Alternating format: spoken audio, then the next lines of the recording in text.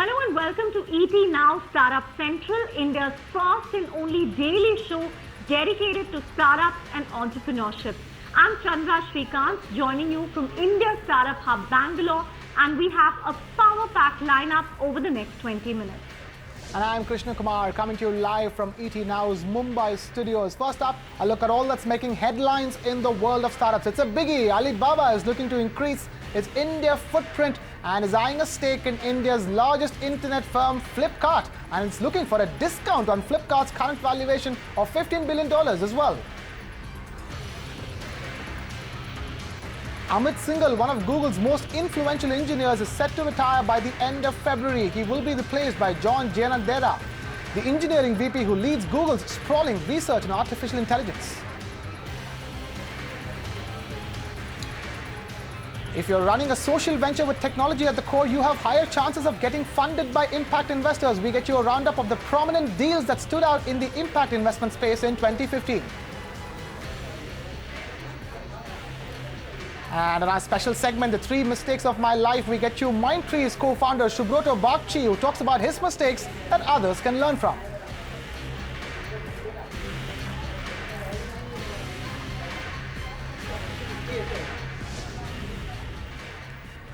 Straight to our top story, then Alibaba Group, which has backed Paytm and Snapdeal in India so far, is looking to increase its footprint here in this country and is exploring the acquisition of a stake in India's largest internet firm, Flipkart. But it's looking for a discount on Flipkart's valuation as well, isn't it, Chandra? Top story certainly making waves in the world of e-commerce, startups, the entrepreneurship world per se, because according to a report in Mint, Alibaba is looking to buy into Flipkart. Now, if this deal materializes, there's still the jury's still out among VCs, among other investors. It will really be a game changer as far as the Indian e-commerce space is concerned, because remember, Alibaba, Chinese behemoth, looking at Flipkart, it's no secret that Flipkart has been scouting for funds. They need to keep raising funds to keep operations going, but with the hedge funds backing off now, they really need a stable strategic investor. But the catch here is Alibaba is also talking to Snapdeal, which from a valuation perspective is much more reasonable than Flipkart. So if you look at Flipkart's latest valuation, $15 billion, whereas Snapdeal is closer to the $6 billion mark. So business-wise, execution-wise, Flipkart might be a better bet. But in terms of valuation, Snapdeal is a better bet any day. But remember, Alibaba is also invested in Paytm through its arm Ant Financial, which is in the payment space. So it's really interesting to see how this whole tale will play out, and if Alibaba will be the biggest stakeholder as far as the Indian consumer internet space is concerned. So I think now the bigger battle is really between Amazon and Alibaba. Amazon has been turning up the heat in the Indian market, but perhaps this is Alibaba's chance to do the same by buying into the biggest e-commerce company here.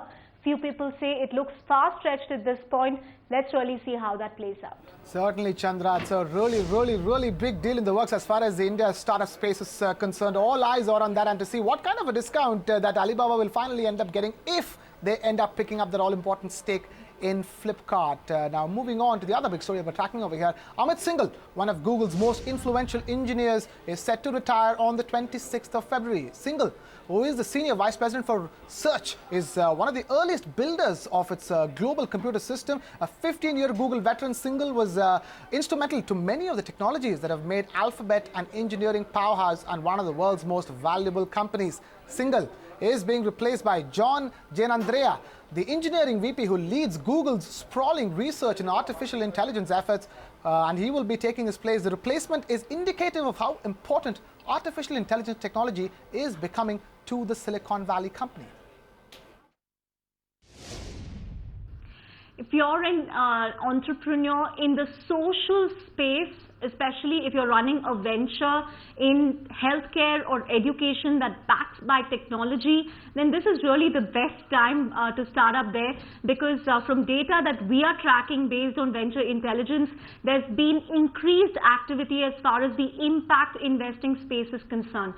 Here's a roundup of the key deals as far as impact investing in 2015 was concerned, and also the hot areas as far as the space is concerned. Impact investing used to be synonymous with the microfinance space, but not anymore. The current flavor centers around IT-based healthcare and education startups as well as SME players. Data from Venture Intelligence shows that social VC investments rose 8% in 2015 compared to the previous year, with $95 million getting across 53 deals in India. Swarna Pragati Housing Microfinance and LGT Venture Philanthropy led the pack, raising the lion's share of investments with $15 million and $8 million respectively.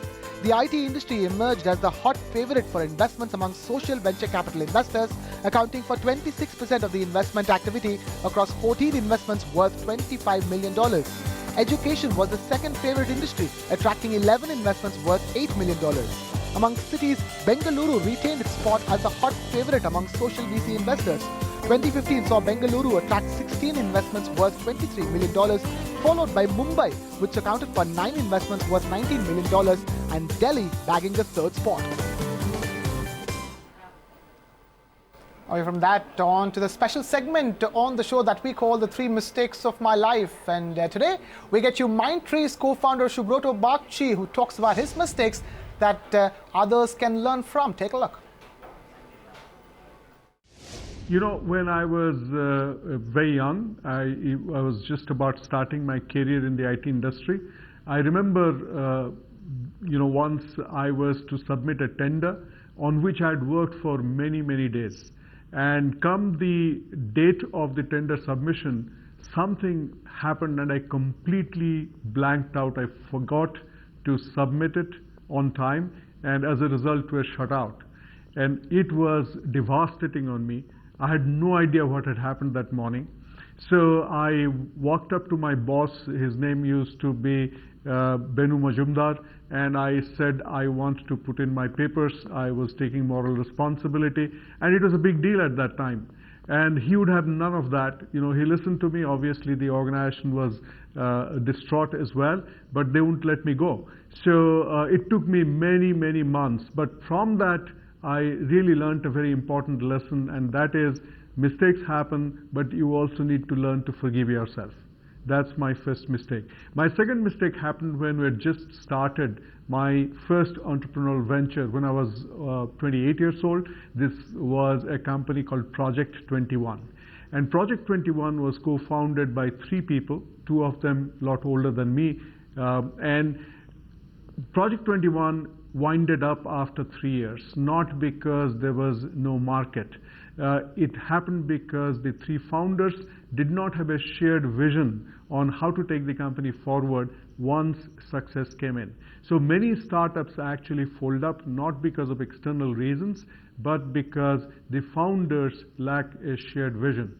In Project 21, the other big problem was we completely underestimated the issue of funding, and we're underfunded. We're trying to fund growth by cash flow, and that's not a good idea. So when we built Mindtree, I made sure personally that we front-loaded the conversation on building a shared vision so that we're not unprepared for success. And the second thing we did was we raised enough money so that we would not be hand-to-mouth in the first 18 months of the company, which is very critical. The third mistake, and this was a personal mistake that also has a professional implication, is once in a moment of false principality, I actually gave very harsh feedback to a sister-in-law, and the net result was, though I thought I was very right in telling her, and I was being supremely rational, she stopped talking to me for 6 months. And that day I realized that it does not matter what you want to convey. What matters is to first see whether there is power to receive and capacity to receive.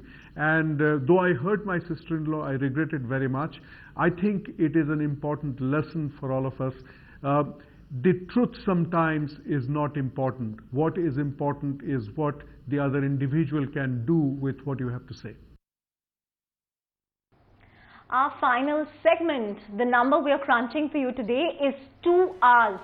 Why is 2 hours so significant? Because that's the time that Amazon is going to take to deliver everyday essentials for you if you're based in Bangalore to start with before expanding to other cities. That's what they're going to do in the hyper-local space. They're really turning on the heat there, and I guess the likes of Flipkart, Ola, Grofers, Peppertap really have to sit up and take notice. But for now, clearly customer is going to be king because Amazon is also offering a lot of attractive cashback along with that hyper-local app. Absolutely, Chandra. The competition in the hyper-local space is surely heating up with Amazon matching every other player in the space step for step. And with that, it is a wrap on all the goings on here at ET Now. Startup Central. It's time for a break. But coming up next is Market Watch. So keep watching ET Now.